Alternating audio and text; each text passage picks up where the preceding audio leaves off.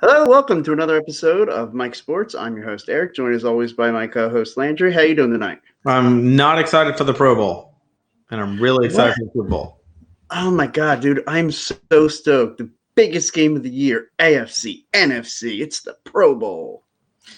Yeah. Oh, was it last year? What year was it? There was like a controversy where the commissioner was like, "Look, if you aren't going to play," remember? Was that? It was a couple of years ago. Yeah, I think basically it was told before them the we're Eagles. taking it away from you. Yeah, I think it was before the Eagles Super Bowl. The Pro Bowl was Right. just a wash. Yeah.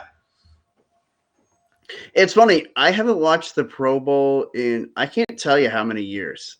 I don't plan on watching it this year. No, and I'm like you. I can't recall, and that really doesn't hurt my feelings that I can't recall. It's funny. All I know is the last time I watched the Pro Bowl, somebody told me, and I kind of knew, but like that I'm the most annoying person in the world to watch the Pro Bowl with, because if there's an Eagle in there, I'm just yelling, "Go down, don't get hurt, get out of bounds." Right, yeah. And like they think it's funny for the first like couple minutes, but when it's like, okay, now there's like 10 minutes to go in the second quarter, and I'm still doing that on every play, it's like, dude, I'm going to shoot you in the face. The only Pro Bowl news I ever heard that I ever liked is that they moved it before the Super Bowl instead of after. Yeah. Because it's a dead week. So why not have something fill it in? Yeah. The only bad part about that is then the play, like anybody playing in the Super Bowl doesn't go. Yeah. But, I mean, that's the only bad thing I can think of about it. And I think the good far outweighs the bad. Yeah. No, true. And like I always say, hey, if you get injured, there's always the XFL in February. Exactly. Yeah. February 8th, the XFL kicks off. Our show, we could cover the XFL. It's a lot of ex-NFL players. Yeah. Did Johnny Manziel get his spot in there? Is there alcohol in the field? Oh, I mean, probably. Yeah.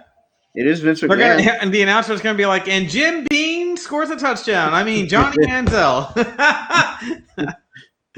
I'm pretty sure Jim Beam was up to be a sponsor of one of the teams. So maybe. All right, let's get to it. I'm ready. Okay. Well, I mean, the AFC title game, which was the first game on Sunday, the Chiefs-Titans win, I think, is about what we expected. You know, the Titans hung with them for a while, but in the end, it was too much KC offense. And it's just, they come at you in waves. And as cool as the whole story was with Tennessee and the power running game, like the way Kansas City could just decimate you anyway. Like it's real deceptive. They can run the football and eat up time too. It's just they can also quick hit you. I mean, Mahomes is just incredible. He looks like he's just winging up there, but like he's got a plan every time he throws it up there. To me, like Mahomes is always going to be, and a lot of people don't really have an answer for how he plays or what style. And I just call it backyard football. He plays backyard football to me. He's not afraid to take plays that might have repercussions that you would do in the backyard because you're like, look, it's a backyard football game. I'm going to win. Okay. He plays like that. He plays with a style of if I throw it behind my back and it bounces off a dude's head and it's not even a good throw and it's a dead play, well, we give it a shot. You know, he's kind of got that attitude about it. And I think that's what makes him successful. It's that whole you miss 100% of the shots you don't take. Yeah. Like, I just think he's like, whatever. Like, I may miss some of these, but it's not going to be 100% of them because I'm going to take my shots. Yeah, and, you know, Mahomes is a Texas boy. He's from Tyler, Texas, for those who don't know. He went to Texas Tech. A lot of people didn't hear about him. He actually didn't do that great. He was a decent quarterback, but he wasn't phenomenal or anything at Texas Tech. We put up a lot of numbers. They didn't. Yeah. I mean, Texas Tech is known as an offensive thrower, and you know, I mean, Texas Tech averages like 41 points a game. The only time they don't is when they play a juggernaut who, you know, beats them by 14 or something like that. But he was at the right school to basically look like a quarterback. I think the reason why he just wasn't noticed that well going in the draft is. Well, there's been a lot of quarterbacks that come through Texas Tech and put up 40, 50 points a game. So he looked like just another quarterback doing that. And I think when he came to the NFL, I think we're seeing a trend here. And we haven't really touched on it in things we talked about. Maybe we have. If we have, I don't recall. But we're starting to see some baseball players becoming really good quarterbacks. You know, Russell Wilson. You get the Wilson. You got the Mahomes. You know, the Mahomes heritage. His family played baseball. I think what it is with them is – one, I tend to believe personally that baseball players have a calmer demeanor. about the patience in which they look at the games and the athletics that they're in. It's such a slower game, and you have to pick your spots. And then obviously the arm. The average baseball player has a pretty damn good arm. Maybe not a pitcher arm, but they can throw. They're accurate. Right, and he played shortstop, so he had to learn to throw off balance. Yeah, off the cuff. That's what I meant. Yeah. So the game wasn't. I thought the Titans would probably fight longer into the game than they did. They got beat a little sooner than I thought. I thought Henry would be. I thought come fourth quarter he'd get a little gassed. But man, we talk about Mahomes, but dude, I watched the highlights before we got on here again, and that defense is no freaking joke on Kansas City, man. No, that's a really it's deceptive. Yeah. They're really good defense. Henry got slapped in the face a couple of times by some tight ends and some free safeties blitzing, and I don't know who calls the defense. I don't know what Mike Holmgren's involvement. Why do I keep calling him Mike Holmgren? Because he looks just like Mike Holmgren. Well, yeah, Steve Spagnuolo. Yeah, if I was to punch Andy Reid in the stomach, I do believe Michael Holmgren falls out somewhere of his stomach. He's in there somewhere. And he's probably eating some eels because he looks like a walrus. Yeah. Mike Holmgren is the soul of Andy Reid. That's usually what I say. Okay. Have you ever seen them side by side? Seriously. Oh, I know. Dude, it's freaky. It is crazy. It's like, hey, y'all must be cousins, best friends, or y'all were in the mafia together. Something's got y'all tied together. So, but anyway. I guess coaching trees is kind of like the NFL's version of the mafia. Yeah. Well, look, I have to go with, I can't remember. I picked Kansas City to win, but I think I did pick it to be a little closer than it was. Yeah. But ultimately, Kansas City is the talented team. One thing I will say is I'm very surprised, and we're going to get in the Niners. I'm not going to go into them, but I am very surprised by how overwhelming it seems people are thinking Kansas City's got this. I don't feel that way. Yeah, I don't see it into that at all. Yeah, we'll get into that when we get to 49ers. Yeah. But, it was a closer game than I thought. I mean, it was in the fourth quarter, the points were more spread out than I thought they would be by the fourth quarter. Mm-hmm. But, it wasn't crazy off, but I thought the Titans had a little more of a I thought they would be a little more physical with Kansas City than they were. They got manhandled more than I thought they would. Well, I'll tell you what Tennessee did is they counted on being able to punch everybody in the mouth, and that worked against the New England Patriots, and it worked against Baltimore Ravens. Kansas City, it's like they could absorb that punch. Yeah, they were able to. Kansas City, it's about outscoring them, not about you scoring. You can score all you want. It's can you score as much as they can. Yeah. And they count on that they'll get a couple turnovers. They'll do something to sway, and you won't be able to stop them. Yeah, I agree. And that's why and the Kansas City, San Francisco, because like you said, we'll get into that in a minute. But hats off, Tennessee Titans did a great job this season. They had I say Mike Grable's coach of the year. I agree. I think he is. That no one thought would go anywhere. Now, granted, Tannehill and Henry are both free agents. Right. That's going to be a tough choice, but look, you got to pay him. You want to continue. Those are the guys who brought you there. Look, if they had the success they had with Marcus Mariota and in there and doing what they did, like that would have been enough for me to say maybe coach of the year. But the fact that he did that with having to change quarterbacks midstream, middle season, and go to the backup quarterback and still manage to go on that run. Because it's not like they clinched a playoff spot and then Tannehill had to come in, like in the case like in Philadelphia when Nick Foles came in.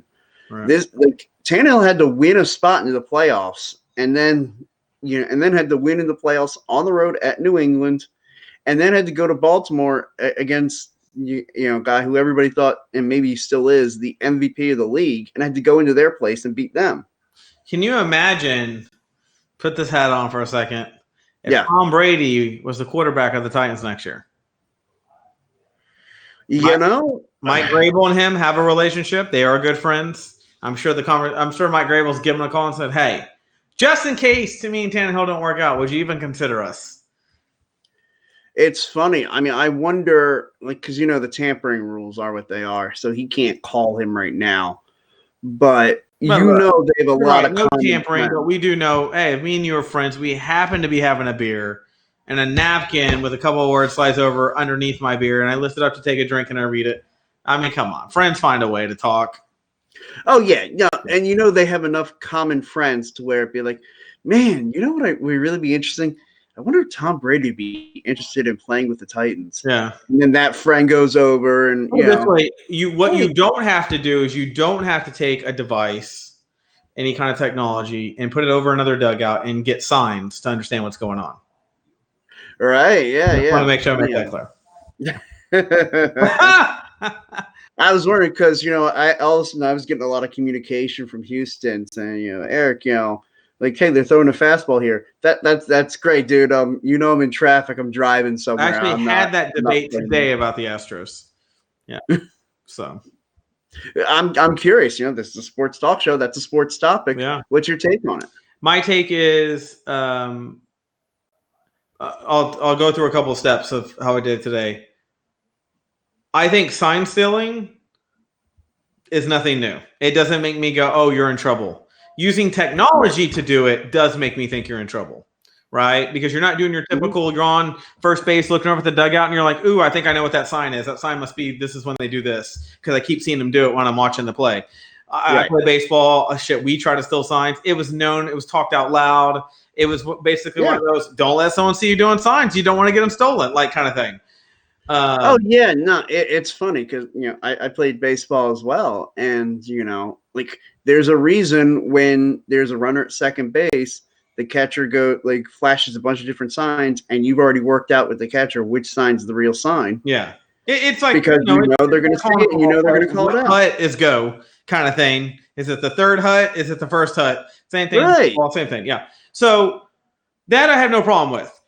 I do have a problem with using the technology. However, this whole yank their title, and I'm like, too far to me. Look, I say you give them a hefty fine. We've already fired. I personally didn't believe the coach and them should have been fired. That's just my opinion. But I also get the thing, hey, if you want to set the right example for the team going forward, that's not allowed. Put new guys in charge who won't go that route at all. So I understand that. But though I hear people, saying, oh, they should be stripped of their title. I don't agree with that at all. Yeah, I don't agree with that either. Ridiculous. Yeah, that's too far. You stop it from happening in the future. Yeah. That's what you do. You make the punishment so it doesn't happen in the future. Yeah, you can't go back and undo anything. Yeah, if it was me and I was the commissioner of baseball or I was the owner of the Astros, my extent would have been, I think I would have put a $5 million fine on the GM, a $1 million fine on the coach based on salary percents and whatnot. Oh, sure, yeah. And then I would have basically been like, any more infractions and you're automatically fired. That is the only infraction I allow, and you'll be fired next time. And I would have just kept going. I actually think that would have kept the Flames padded. I think once you fire them, you sent the signal that you almost think your title should be pulled. I thought that was a bad move, in my opinion. Yeah, I think that sends the wrong message that there was that this was absolutely cheating. It was cheating, and it was cheating. It is, but I mean, again, you and I played baseball. We both played sports. You looked for competitive advantages. You did. Look, like you said, found out that all the Astros players were on steroids, I'd be like, hey, then we have a real topic to discuss here. The 90s have come back. We're talking about right. I do find it hilarious that some of these teams and former players that are out there screaming, "Oh, the Astros should be stripped of their titles." Well, what do you think about stripping records from people who use steroids, Mister? Yeah, I brought that up today. About Barry Bonds. And I'm like, look, slippery slope. Stop knee jerk. This is that whole knee jerk thing that we always go through, where you have the people crying foul. And instead of them lighting a match, being angry, they're basically flamethrowing and everything because they can't believe what they just heard and saw. 1 year from now, it's going to be like, okay, they shouldn't have done that. I really do look at the Patriots and Belichick like he did. He didn't need to get fired, but he needed to be sent the message, don't be doing that again. Yeah. Yeah. So everybody knows that. And I didn't think Belichick should have been fired either during this. In fact, I haven't heard anything in the NFL at this point from any head coach that I think is a firing offense across the board, in my opinion. Everything that I've seen in the NFL as far as coaches goes is fines to me. I've never seen anything that's made me go, oh, dude, he's got to go. Even in basketball, the big brawl between Kansas State and Kansas and all that throwdown and whatnot, they're talking about firing the coach. Crazy. It's like knee jerk. They just want to freaking toss everybody as soon as something bad happens. Because this guy on the sideline. Do they think these coaches have a shock collar on their players and say, look, it's one thing if the coach throws a chair on the court too, or goes over and he's splitting up players, and because the other person's not on his team or it's the other team, he's more aggressive towards them. Give me something to go by. But just saying your players got in a fight, so you should be fired. Well, shit. I'm like, I know a lot of people that need to be fired from the job, so half the United States would be unemployed if that's how it works. Yeah. It's like that's like being in IT and your help desk guy, doesn't actually solve a problem. You don't fire the director of IT over it. You do a performance review on the employee and you move on. Right. Yeah. I look at it the same thing. I mean, it's ridiculous. Anyways, we're getting way off, but that's my take on the Astros. And I thought the Kansas fight was pretty funny. So that's just me. Yeah, right. I think coaches should be fired for not having that stuff, in their games, because that's more entertaining. Yeah. Hey, we're in the entertainment business. That's right. I'd be like, hey, dude, we're here to generate money, not men of quality and stature. F that stuff. Those days are over when likeness player became a new regulation in the NCAA. Now I want to like you, so you better hit somebody. Tight. It's funny. I think you and I could probably do an entire segment just based on like the NCAA and the hypocrisy of their. Oh, this is an education, and we could probably get. Funny. I actually got into an argument with the guy that filed the lawsuit, which made video games for the NCAA not be able to be made for video games anymore. On my Twitter feed, me and him got into it. No, good. Yeah, screw that guy. It's one lawsuit. It's why EA, Play-by-Play Sports. And I forgot the name of the other guys, Visual Concepts, the guys who make 2K Sports. It's why they dropped college across the board, college video games, because of that one lawsuit. Yep. Yeah, that jerk is the reason why well, he's the reason why I keep my PS3 so I can play my college football game from, I forget the last year. The good news about Xbox is Xbox is fully compatible with everything, even on the newest Xbox. So, all good. I was playing NCAA Baseball 06. The other day. Well, I remember that. And you used to play it with me, and I still have that game, and I'll never get rid of it because it's the last college baseball game ever made. Yeah, I'll tell you what, that was one of the few college baseball games. I don't really like. It's funny. A lot of the baseball games I just think are so hard. Like I can't do the baseball games. Yeah. But that's one of the few ones that I think was really good. Yeah. So So when it comes to the Packers and Niners, which obviously is the only other game we're going to talk about, I thought it'd be a slaughter. It was. And do you think Aaron Rodgers' window is kind of done here, or do you think this dude's back next year in the same spot? Well, I mean, I think they're kind of tapped as far as how far they can go. I think they can get back to about that point. Yeah. But I think that they're not going to get any further. I think, in my personal opinion, and maybe with Matt LaFleur, things might change a little bit. Mm-hmm.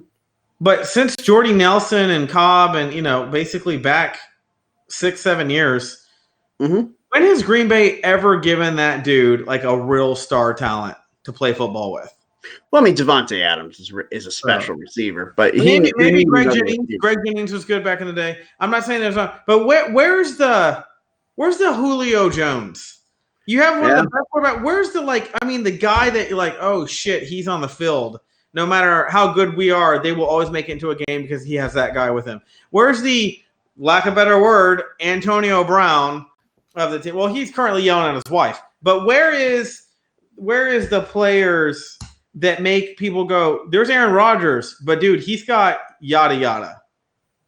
Yeah. I'm not. In other words, when I play Green Bay, I don't ever go, man, they do got Aaron Rodgers, but we also got to watch out for A, B, and C. I don't fear anybody on Green Bay but Aaron. Yeah, and that's true. And I mean, look, Devontae Adams is a nice receiver. I mean, he's a very good receiver, but he doesn't really have like that second receiver to go along with him. And Jimmy Graham is a shell of what he used to be. And I have to look at his contract, but I could have swore it's going to be up this year, maybe next year. Can you imagine DeAndre Hopkins went to Green Bay? Yeah. That dude doesn't drop footballs. No, hasn't dropped a football in 2 years. Yeah, that dude doesn't drop footballs. It's crazy. He looks like I feel like now Nelson Aguilar should sign with the Texans to balance it out for the Texans. DeAndre Hopkins doesn't drop any, and Aguilar drops everything. I think I feel like they should be on the same team to balance it out for each other. No, that's true. I mean, and Fuller has definitely helped. I mean, having two receivers on both sides has definitely spread them out. But there's a vacuum going on with the Texans. Bill O'Brien is basically becoming the Belichick of the Texans now. I don't think it's good news for them. He's basically taken over. They haven't hired a GM. He reports straight to the owner. He's basically taken on the GM role. I'm actually a bigger fan of that personally. It's how, if I was a coach, how I would want it. I'd want control over the players that I'm bringing in because I feel faithful in coaching players that I'm picking myself. So Jimmy Johnson was like that. So I mean, Bill Parcells was like that. A lot of coaches would like that. Typically, it doesn't leak. I'm just not a big fan of the GM role. I don't really see the point. I put a coach in and make him your everything. I don't really get the GM thing. I mean, look, I get the purpose of it. I personally don't see. Logically, it's not how I work. It's not how I see things going proper. So when I see a GM, I just see something in the way. That's what I see. Okay, I think you and I are going to see this differently because I just think that it takes more than one set of eyes. I think it's a lot of hats for a coach to wear because he has to get the team ready for every Sunday and he's got to get the game plans ready because there's more to it. Like in the off season, the coach can have more of an input on draft picks and free agent signings. But when you're talking about the day-to-day, the week-to-week, you need somebody in that position. And maybe it doesn't have to be GM. Maybe it could be somebody like, give them whatever title you want, president of player personnel, who reports to the coach. And so the coach can't the what coach. About this, what about this? This is my theory on it. Is why not have a coach and then have the defensive coordinator and the offensive coordinator part of their extra job, pay them a little more, make them a little more involved, and have them helping with the aspects of picking offensive players and defensive players to be on the team. Well, and here's the thing. I think what the common misconception is that the general manager just sits in there and he decides each person. Well, no, they all participate, but ultimately the coach reports to the GM, so the GM is usually the final say on that. I like the and that GM is usually somebody who's come up through your scouting department, has been a regular scout, director of scouting, and then becomes a general manager. So he's in lockstep. Like what really, when it works is when you have a coach and a GM who are kind of in lockstep. Like the GM understands the coach's philosophy, and because the GM has picked that coach, because it's something that, vibes with what he likes to do. And so they kind of have they can jive together. And to me, that's just when you have more than one set of eyes. Belichick's GM is really good because it goes and it films other teams and films their plays for them and everything. But that helps out a lot. The camera, especially considering other teams. I prefer his GM system because it's accurate.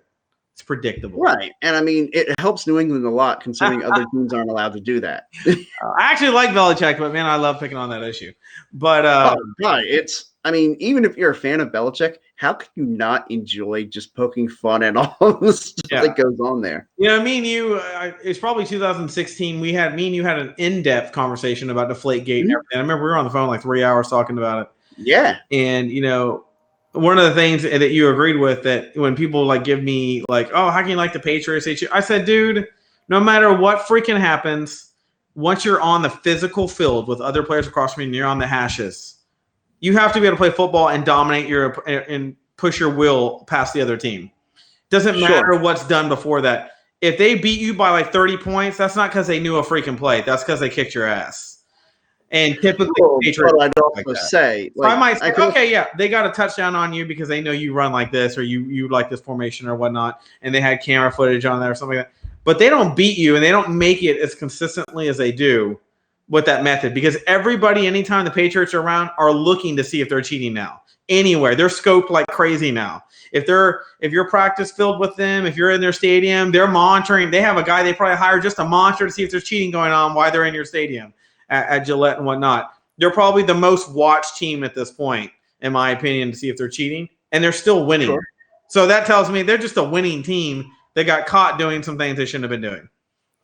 So, well, and again, I think maybe we're going to see this a little differently because I just see it as we don't want to show where everything's On point. Yeah, I agree. And we're over in 13 seconds.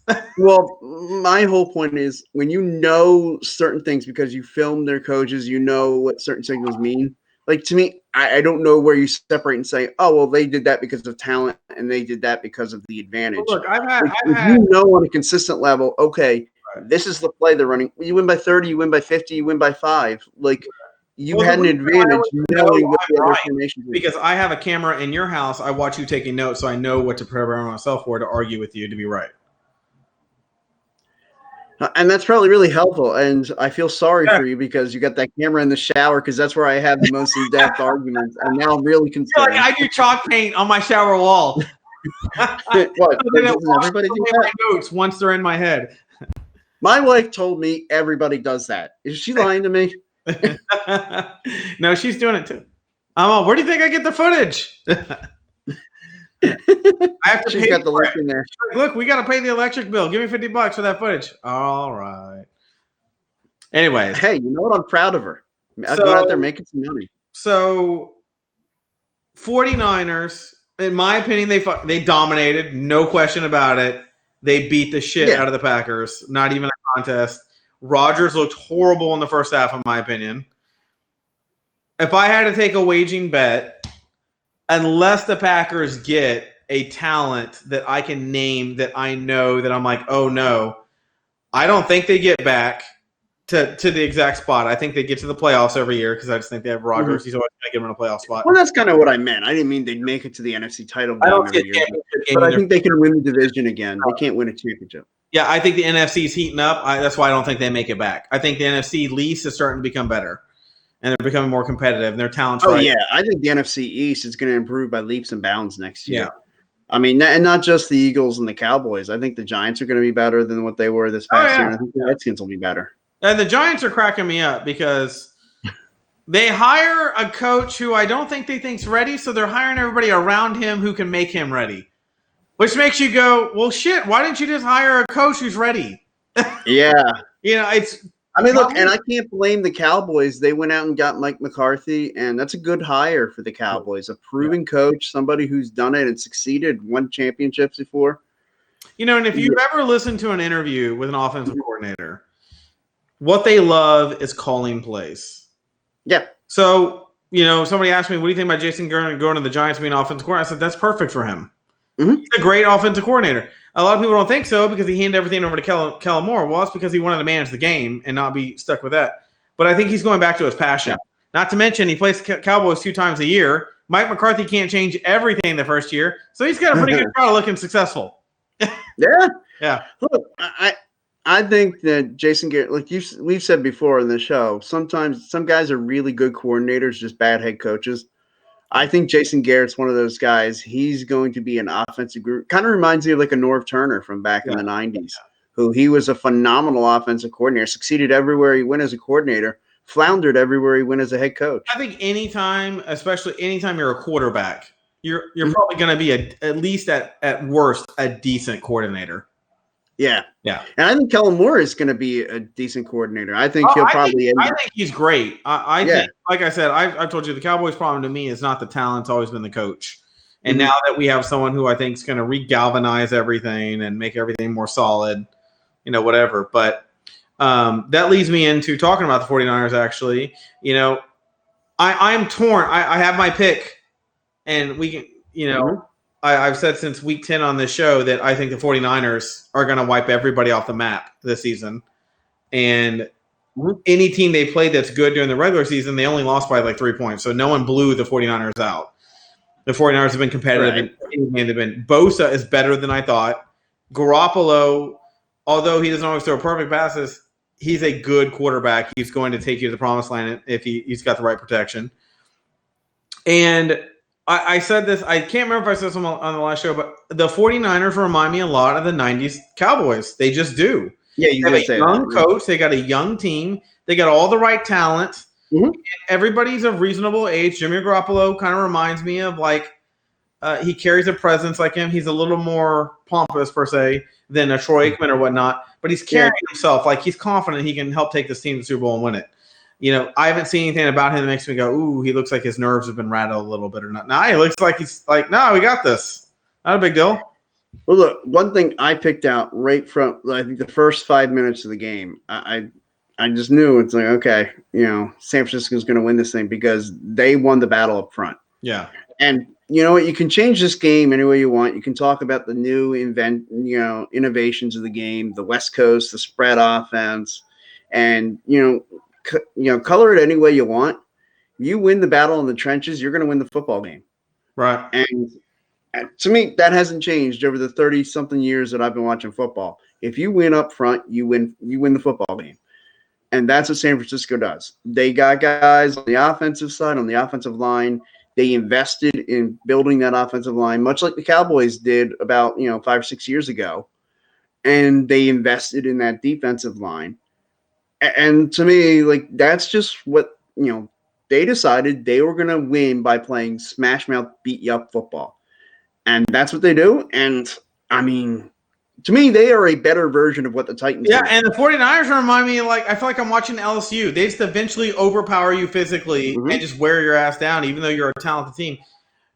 And I think that could be what happens in 2 weeks at the Super Bowl. Like, they just physically will wear down Kansas City at some point. I do. I think Kansas City can hang with them. I think it's going to be a line game. Can beat the offensive line in Kansas City. And can they get Mahomes after they beat the line? I don't know. Yeah. That's going to be like a – it's going to be fun to watch. Here's what I'm wondering. Is Mahomes going to end up kind of like a Lamar Jackson did when he played the Titans, where he didn't look like as good? He was getting chased. Even though he's quick moves and whatnot, he's getting chased to the point where he was running around, but he wasn't actually gaining any yards because he was running for his life rather than running for yards. And I'm wondering if they can do that with Mahomes, if they can put him to where, look, it's not that they're crushing the left side, so you're just rolling out this way and then play action and a pass out. It's that no, both sides are caving in. You got nowhere to go. Is there going to be someone open for you to hit? That's my gut feeling about the 49ers defense, what I think they can do to Kansas City.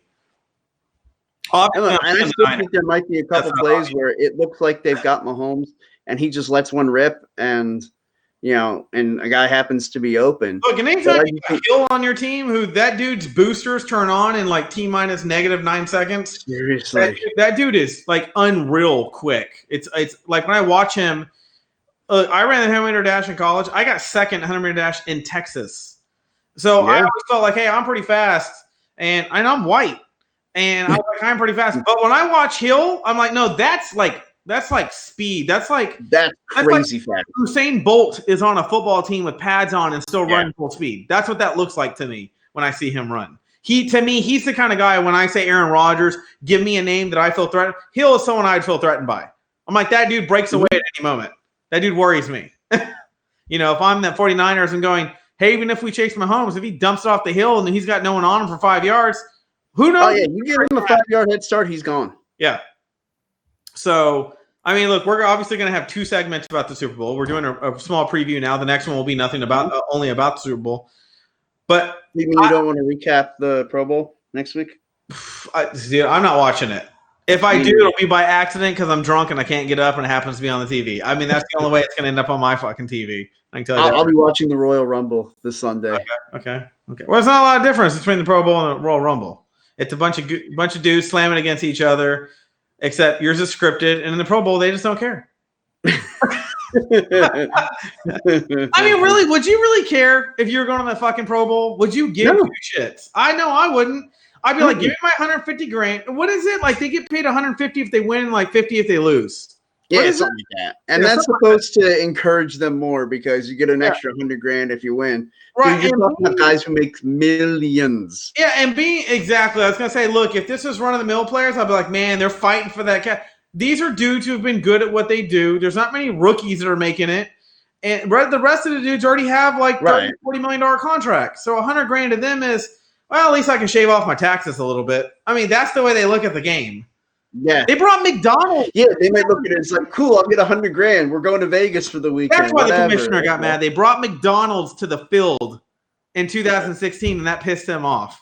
He's like, what are you doing out there eating freaking Big Macs during a Pro Bowl game? Like, that made him angry. Not to mention, the NFL, they're probably like, we didn't sponsor that. We're not getting paid for that. Why is their brand on our field? Yeah, no, that's probably what really. The NFL, dude. No, I agree with you. If you don't wear Bose headphones, you get fined. I mean, the NFL is all about their freaking brand and what they allow and what they don't allow. And I applaud it. Yeah. I applaud it. I think it's a good strategy. Well, I heard of one time one of the coaches, I forget where, I think it was in Atlanta, one of the coaches was on his cell phone, but it wasn't on whatever cell phone provider was sponsored the NFL, and so that coach got fined. Yeah, yeah. And I can't remember what player had Beats headphones on, and he got fined $100,000 for wearing Beats and not Bose. I mean,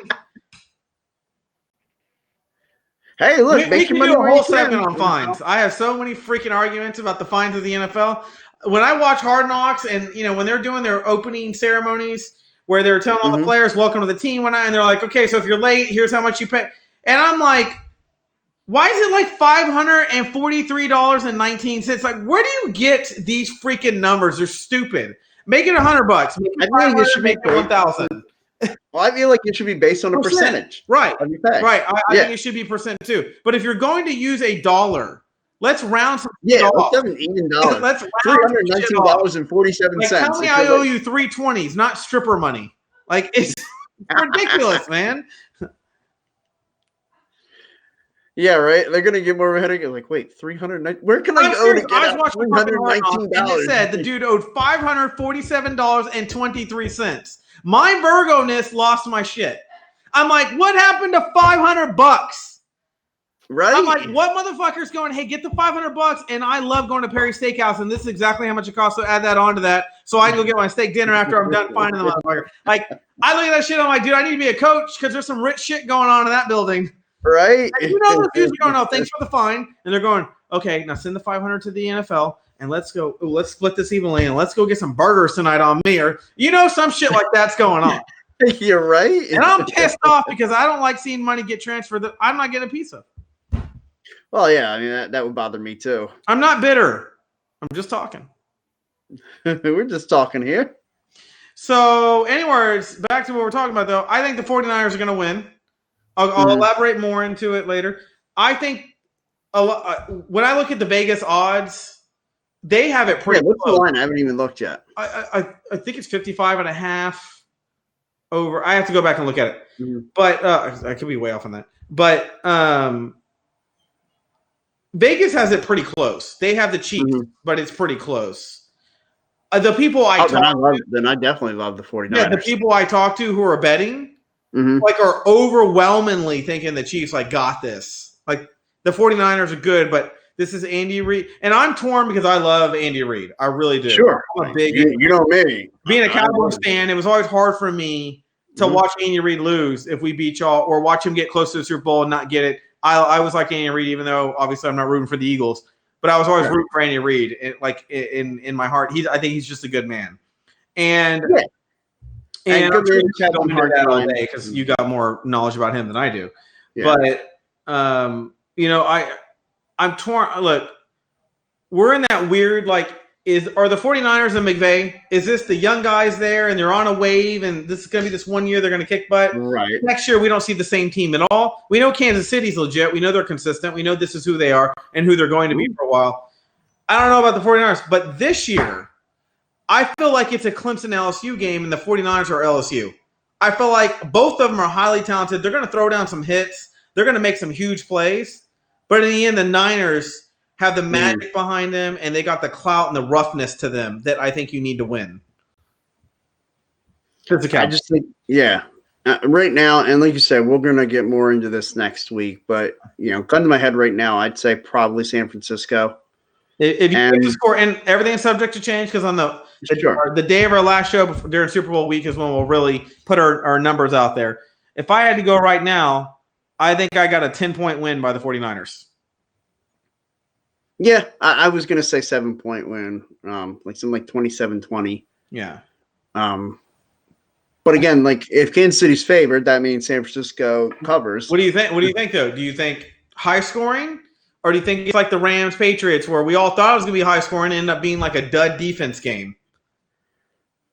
Look, I think there's a very good chance. If San Francisco has their way, I think what they would like to see happen is they'd like to muck it up and slow it down and be one of those 13-10 kind of games.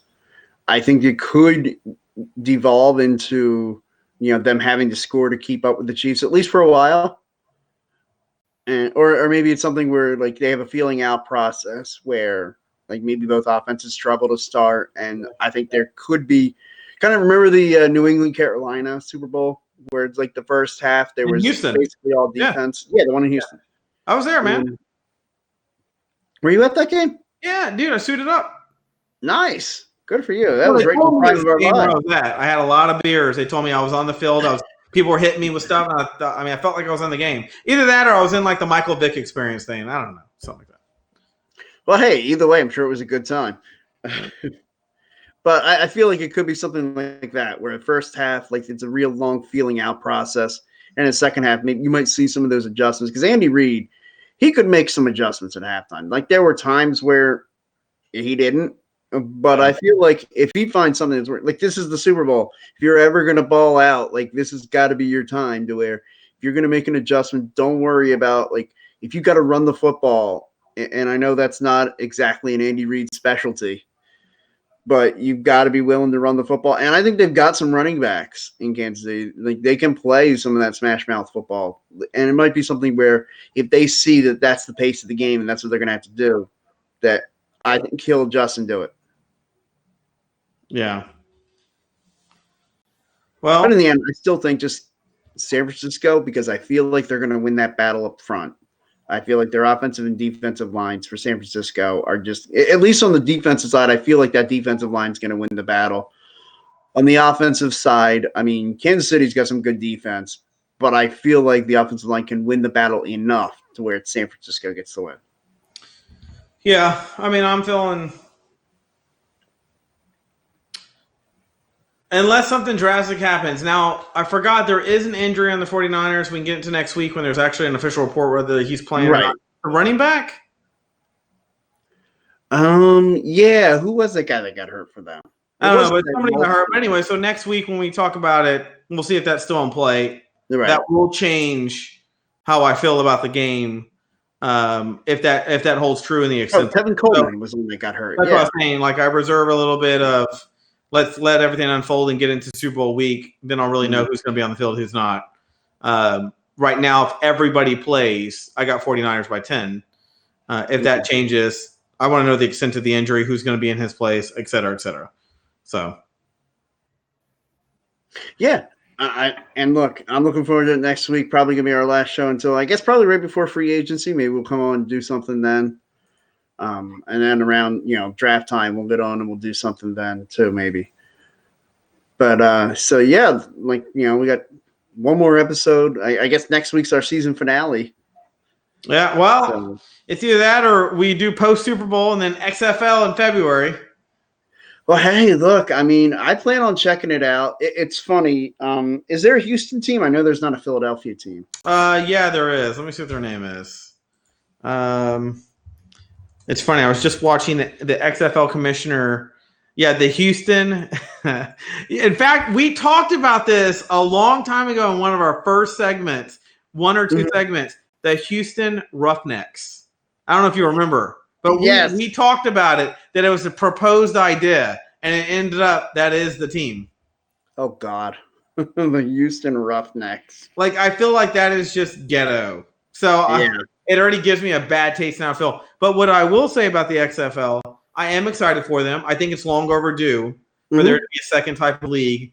In my opinion, they will become like, the Farmers League style of baseball, basically. Yeah. The NFL. I'm hoping that's what they become for players who are getting cut from other teams. And the XFL should try to market themselves that way to the XFL players and to the NFL. Like, I feel like that's something that, maybe Vince McMahon should have called Roger Goodell.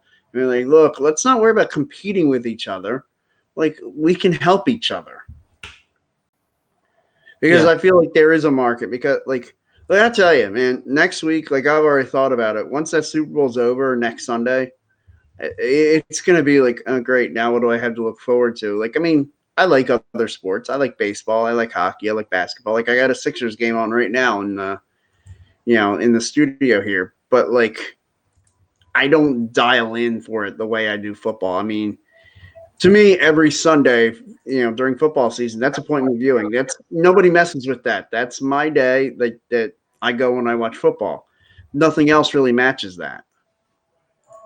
And so, like, I get a little depressed after the football season ends. And so, like, giving me something, at least some other form of football that I could sit there and watch, like, this is football, this is what I like to watch. Like, that'll help. And I feel like it's long overdue that the football season needs to go to an 18-game schedule. That they need, just because it's more football. Yeah. Well, you watching this Houston Roughneck hype videos? No, I was looking to see like what the schedule is like for XFL, like how it's going to go. I know the games kick off Saturday, February 8th is the first kickoff. I don't know who plays in that first game that night, but so it is February 8th is the kickoff. Yeah, I'm real excited to watch it. I think they learned their mistakes from when Trump and McMahon tried to make a football team back in the 90s, late 90s. Yeah. Where they tried. I think they tried like the putting women everywhere to make like males want to watch and whatnot. I think this is more of a class. Right. It's Andrew Luck's father. That's the commissioner. I liked some of the things he had to say about the rules that they're going to try versus the NFL. They're going to there is going to be no extra point after a touchdown. You can go for 1, right, 2, or 3 points from the 1 yard, from the 2 yard line, from the 4 yard line, or from the 5 yard line. I think that's cool. They're like basically no one likes the extra point, so we're going to try to just get rid of it in our league. No 2-minute warning. Yeah, they want to get rid of the dead time. I freaking hate to death. Thank the Lord. They basically sat down with referees and said what rules are old that are just there because they've been there out of tradition, and which ones can go because of that don't actually affect the game. So they eliminated. What I said, they're simplifying the book, which is what I don't understand about the NFL. What they're doing with that. Yeah, it's funny. Like it was like they took the big complex rules of the NFL and said, "Okay, how can we simplify this?" And they had a mindset. They wanted games under 3 hours, so like, the clock doesn't stop on incompletions. Which I'm not sure how I feel about that one, but it's different. It's like I don't have a problem with it. Set up your team and go. Like incompletion, all right. Well, we got to get moving. So there won't be any of that. Like I wonder how that's going to work. Like in the last 2 minutes. They're doing something where the kickoff, basically they're trying to eliminate the run impact mode from the kickoff. Yeah, they're lining them up closer together. Yeah. So that you're not having as much of a running start before you have contact. And I'm okay with it. Look, I want people healthy and on the field as long as the basic core. If I'm the NFL, I look at that rule right there that they did. It's like, wait, how come we didn't? Like, if I'm Roger Goodell, I look around my rules committee and say, why didn't we think of that? Yeah. Look, and I'm here to make things safer right off the bat. Yeah, and I'm basically looking at this going, I think the XFL has the right idea. I like what they're doing. I like their idea about things. Like I feel good about things.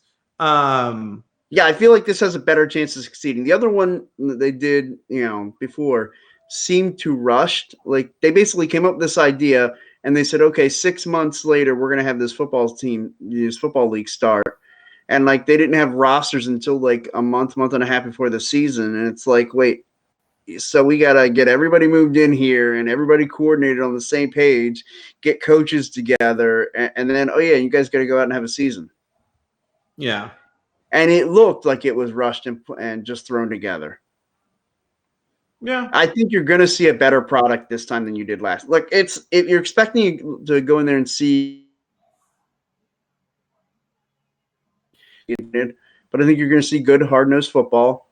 It's not going to be clean football year round, and I'm going to find some way to watch. That's why I'm rooting for it to be a success because finally we can say when the season ends, a week later we pick right back up. I'm down. Yeah, I love that. I'm down. Even if it's like watching. To me, the best way. Someone asked me, "Well, how do you feel about XFL?" I go, "I feel like it's just another version of college football before NFL again." Mm-hmm. Yeah. I'll get to watch that because, look, guys who succeed in there, like Rod Smart, the guy, he hate me, went on to have, he became an NFL journeyman, but he got opportunities because he shined in the XFL.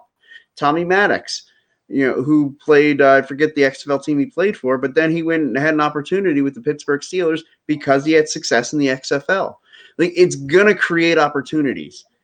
And like, I've heard plenty of experts say, if you can play, this league will find you.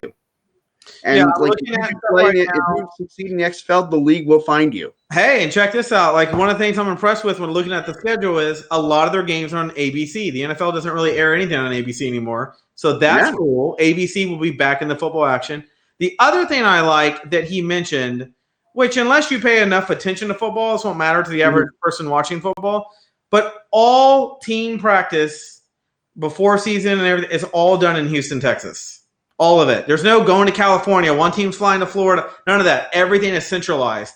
I think that can only benefit when you have all information, all things happening in one place, in my opinion. Wait, so all teams are practicing in Houston, or is it just like each team is practicing in their city? No, it says, let me see. I want to make sure I quote this right. And I watched his interview, and I can't. So I'm wondering if you're just on the Houston Rough Riders. No. XFL picked Houston to host league-wide practices in 2020. Okay. So I like it because if everybody, let's say you're a Philadelphia fan. Mm-hmm. Like, I know being a Dallas fan, every time I hear they're going to do practice in California, it pisses me off. What if I want to go watch one of the practices? I ain't flying to California. So it's annoying. Well, I'm like, and it's funny, the Eagles practice in Philadelphia. They used to practice in Lehigh, which is about an hour or so away. And I used to kind of enjoy that. That was kind of neat, like the whole training camp. When it was in Lehigh, you had way more open practices. Now in Philadelphia, if I want to go see a practice, it's like this past year they had one open practice that we could go to. Yeah. Whereas in Lehigh, it was every week, 4 or 5 times a week, they had open practices that you could go watch. And like people used to plan, I used to plan vacations. My dad and I would go and we'd stay up in Lehigh and we'd go to Eagles practice for an entire week. Yeah. Well, hey, good for you. I don't get that freaking option. It's like, well, I mean, the Cowboys going to Oxnard, California. I mean, I think that's ridiculous. Like, stay somewhat local. Well, most teams, like they go away to camp. We got Dallas, San Antonio, Houston, Austin. Mm-hmm. Pick one of the major cities so that people in the state can come watch you practice. Right, or like fans everywhere. Philadelphia went to Lehigh, about an hour away. I don't know what's an hour outside of Dallas. If you go to watch a game at the Rams, it's like 70% Cowboys fan at a Rams game. So I get it why they like California. We have a ton of fans in California. But for God's sake, and that branches out. Some freaking loyalty, I guess is the way I put it. Stay in your damn state. Well, it branches out the Cowboys, like their pipeline, like their fan base. Well, yeah, and Houston the Cowboys and the Houston Texans have a huge Hispanic following. So Mexico, a lot of people come from Mexico to watch both those teams. Business owners of Mexico companies and whatnot will pay for all their employees to come in to a game. Mm-hmm. So, they have a big following. Either way, they're a Southern team. Well, it's just like how baseball. Everybody goes down to either Florida or Arizona. Yeah. And, like, the Phillies practice in Clearwater, Florida. And, like, there's a huge contingent now of baseball fans in Clearwater who are Phillies fans because they grew up. The Phillies came down there to them, and so they went and watched the Phillies in spring training. Now it creates a problem for like the Miami Marlins of the Tampa base, but they've got generations of fans who have grown up, say, like in Tampa, like the Yankees go to Tampa for spring training. So for how many years before the Rays existed, if you were a baseball fan living in Tampa, you were probably a Yankee fan because the Yankees traveled down there to practice, and so you probably just went to see spring training games for the Yankees. Yeah. Look, I'm a fan of centralized training. Like I said, I'm a fan of what I heard from the commissioner about the XFL. I really feel like he's very mature. I think he's got a lot of positives. Yeah, he's very mature about his concept. He's not sitting here going, he's not sitting here going, oh, we want to come out and be the best. We want to dominate the NFL. He's not trying to be like some show-off business guy about it. He's like, look, we have a chance to create a legit league here, and we really want to give it the best shot we got. And I feel like the right presence is over the beginning of this. Yeah. So, anyways. I used to say football season's over, and now I got a chance to say, no, I'm just switching leagues. Week after Super Bowl. I'll definitely be watching. And I like XFL. Like, I like the name. So, it sounds futuristic. Like, the new generation of football. It's almost what makes me feel like I'm thinking about when I see XFL. Some people are like, "Oh, X."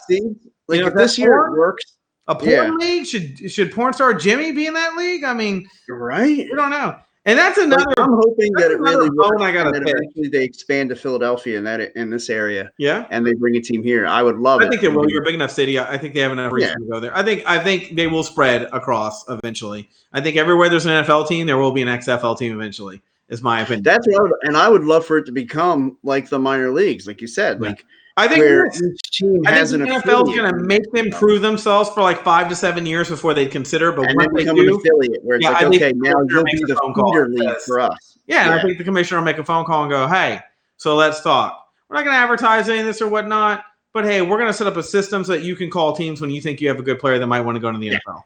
Yeah, and I think that would be absolutely and I think NFL is going to require like 1% of the trade value or something into the corporate NFL on a price tag. But I got one more bone to pick that really bothers me, especially after what I just saw is the Jimmy Garoppolo to me is not being given enough credit. He is still being he's still in this prove it to me stage with a lot of people that I've heard talk. I watched some sports shows today. They were talking about there's still not a lot of people that are attaching to the Garoppolo bandwagon. And it bothers me because I'm like, what? This dude's taking the team to the damn Super Bowl. Are you kidding me? For like, oh, well, the defense, Kansas City's defense is no slouch. They're kicking ass too. Well, I did find it curious. Did you see the counter on the during the NFC title game? How long it was in between, like of actual time in between passes by Jimmy Garoppolo? It was over an hour of real time between Jimmy Garoppolo pass attempts. Yeah, and I think that's where people they forget that in there was halftime, and halftime's extended for the NFC title game, so it's not the same basic. I think it's 12 minutes or something, which is what halftime's supposed to be. It's not, but that's what it's supposed to be. So let me ask you this: if you had to rank right now Garoppolo, where would you put him 1 through 32 in quarterback ranking in your head? Just off the top, man. I mean, like where? Above the middle. Okay. Like I'm saying, like 12 to 14, somewhere in that area. Okay. I got him 8. I think he's the 8th best quarterback in the league, in my opinion. And if he wins a Super Bowl, I mean, that's subject to change again. Well, like right now, I'd say Patrick Mahomes is number 1. As far as right now in the game. Yeah, no, I got you. We know overall who the GOATs are and all that shit. We're talking today. Yeah. Okay, so Mahomes, I start with him at 1. Lamar Jackson, you've got to consider him, like I'd say probably number 2. Okay. Again, right now. Right. And I mean, after that, like with Drew Brees, I think would have to fall in there, like, and I mean, and after that, what Aaron Rodgers, so where am I at? 4 or 5? I'm Mahomes, Rodgers, Brees, Wentz. Yeah, Wentz. And I mean, look, Wentz is like number 4 to me in the league. And Wentz doesn't do anything that like blows my mind. Wentz reminds me kind of a Peyton Manning. He's consistent. And Peyton Manning really was at the end of the day. He was an architect and a consistent quarterback. Almost machine-like. Yeah. Yeah, and that's why I think when he got in the playoffs, he looked different because when he played, high-caliber teams, it was very hard to have a plan that stayed put when you had teams of just such high caliber coming at you. I think it's why he was more of a seasoned quarterback than a playoff quarterback. But I mean, it also helps when you get cheap-shotted and taken out of the game. Yeah. I mean, I'm curious as to what that game would have looked like had he played. Like, I'm not saying they would have won. We talked about it. I don't think they would have won, but I certainly think it would have been more competitive. It would have been an interesting game. I'd have been curious to see how that would have gone. I think the Hawks had the edge overall in the game, but I don't think the point spread would have been what it been had Wentz still been on the field, in my opinion. Look, I think it would have come down last second play, and to me, that doesn't necessarily mean that like. What was the may have still won? The Eagles may have won. What was the score of the game? 17-9. It's an 8-point game. Okay.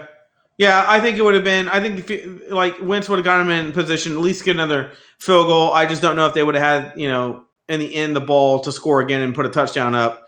But I see another field goal, at least getting him in field goal range again at some point. So I still have it.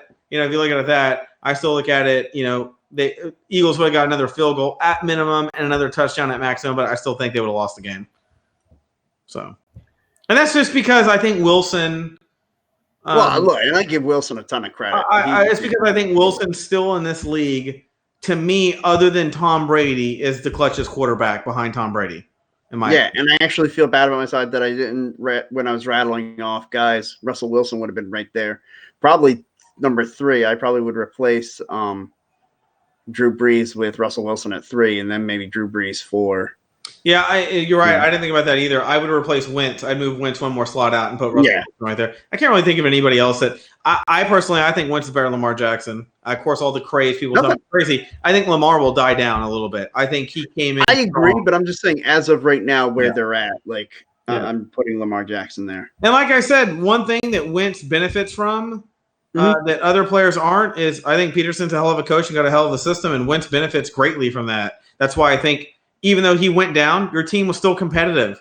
And that's a testament, like I said in the last segment, to Doug Peterson. That's Doug Peterson right there. That's why that happened, in my opinion. Yeah, I agree with that. Yeah, Doug Peterson. I've been envious since you got Doug Peterson. I love him as a coach. Yeah. So it's funny. At first, I didn't know how I'd feel about him. When I saw the way the team responded to him, even in his first year here, I thought this guy could have something. Yeah, and I always try to reserve judgment. I try not to, jump on it right away, say, oh, this guy, because I feel like that's a big problem in not only today's NFL, but today's society. Everybody wants to jump out and be able to make a statement right away, definitively. This guy can do this. This guy can't do that. Well, can we just see how they play out, see how they mature and how they grow? And I feel like Doug has shown that, one, he did something that Andy didn't seem like he could do, and not just win the Super Bowl, but he adapted to his environment. That was one of the things, the changes that he would make. It's okay, this doesn't work. Well, screw it. We'll go do something else then. Whereas I felt like Andy wouldn't do that. Doug looked at it and said, he saw his team lost a game in Kansas City his second year, week 2. And said, you know what? We threw the ball 50 times, and that formula doesn't work. The next week, they came out and they played power football. They ran the ball with LeGarrette Blount, and they won a game against the Giants. And it was all of a sudden the light went off. It's you know what? It doesn't have to just be 100% my way. It doesn't have to be throwing the football all the time. Sometimes you got to lean on that running game and the defense. And you could just tell that he was a guy who responded to the environment. He made in-game adjustments. Yeah. I mean, look, there's no doubt, most people in general, when you see your main quarterback go down, you think the game's pretty much cooked at that point. Probably. Right. It wasn't for the Eagles. And like I said, look, when Romo went down on the Cowboys, we lost all of our games after that because, like I said, for 4 years, Jason Garrett, if you can't get a win when your main quarterback, at all, that's on coaching. Right. I mean, I don't know where else you go with that. It can't be Romo's there, we win everything, Romo's not, we can't win anything. I mean, I get if they went 50-50, but shit, we didn't go 50-50. We basically were sleeping at a man shelter for the homeless because we had nowhere to go. We were homeless as a team. So, anyway. Yeah. No, I mean, I agree with you. That's where good coaches, and I feel like both the coaching next Sunday, Kyle Shanahan and Andy Reid, are phenomenal coaches. They've done a great job this year with what they've had. Everybody has to deal with injuries, distractions, off the field stuff. Andy, throughout his tenure as a coach, has always found a way to block out all the off the field noise. And I mean, I can attest to it as an Eagle fan. Some of the stuff he had to deal with in Philadelphia are not just typical distractions. His last year here, he lost his son. His son passed away during training camp, and he had to deal with it. He had to grieve, throughout that whole season. And look, and people were not very understanding at times. I mean, that had to be such a tough time. He loses his son. No father's ever supposed to bury his son. And he had to do that and then go out there and do his job and coach his team. And it didn't go well. And then he lost his job. after that. And, thankfully he got another opportunity because he's a damn good coach and has made the best of it. And at the end of it, I think he needed to change the scenery, just like I think the Eagles, needed to go in another direction after such a long period of time with him here. But, I mean, he's able to make, he's able to block out all that noise. And that's something that, he's a special kind of coach. And Kyle Shanahan, Mike Shanahan, won 2 Super Bowls with the Denver Broncos. And, Kyle Shanahan, he's got a lot to live up to, but I feel like he's well on his way to proving it. Like, that's what coaching does. These guys are there because they're such great coaches. It's very rare that you look back and say, man, that guy got there. He was a lousy coach. Like, look down at the 52, 53 other Super Bowls. How many of those coaches you look and say, damn, look at that guy. That coach was awesome. Oh, wow, that coach was awesome. Yeah, I mean, if you look at a lot of teams won Super Bowl, they won 1 Super Bowl, and the coach after that wasn't successful and usually gone. Yeah. So, anyways, well, next week, I guess it's Super Bowl talk. Yeah, we ran longer than usual, but that's how it goes when. What's conference championship week? I mean, and that's how it goes when you're secretly drinking sauce through a catheter tube that goes into me that pumps vodka into me constantly during our segment. Cool. I got rum pumping into me, so. Wow. It's weird because I usually drink rum. I hate vodka. I have no why I said that. Maybe it's because it's all I have, and I'm partially worse than betraying America. And you're just a raging alcoholic, so you have to. All right, everybody. We want to thank everyone for joining us. Make sure to hit the like and the subscribe. Give us the thumbs up. We appreciate that. Give us some comments in there. Let us know who you think. Yeah, make your Super Bowl picks. Go on record. Number 1, who do you think is MVP of the league? And number 2, who do you think is going to win the Super Bowl and why?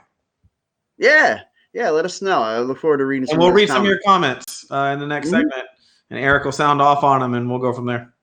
Yeah, and somebody will probably have to restrain me because I'm sure somebody will say something. Jadeveon Clowney's hit was legal, and I might have to get, then they'll have to file a restraining order against me. It'll be it'll be a great time, everybody. So tune in for that. Make sure to check out all the other shows on the Phillyverse. Monday nights we have the Football Smack Talk show with myself and Ryan. Tuesday nights the Broadcast with Ryan and Ryan. I still need to come on. I think it's you and Ryan's show. I need to come on there as a guest. I would love to have you on as a guest. Let me know when you're doing it and how to get into it and everything, and we'll jam with that.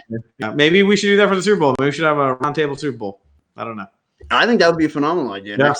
On Monday or sometime next week, we just all kind of link in. I think, I know we can have up to 4 guests on the link that he does.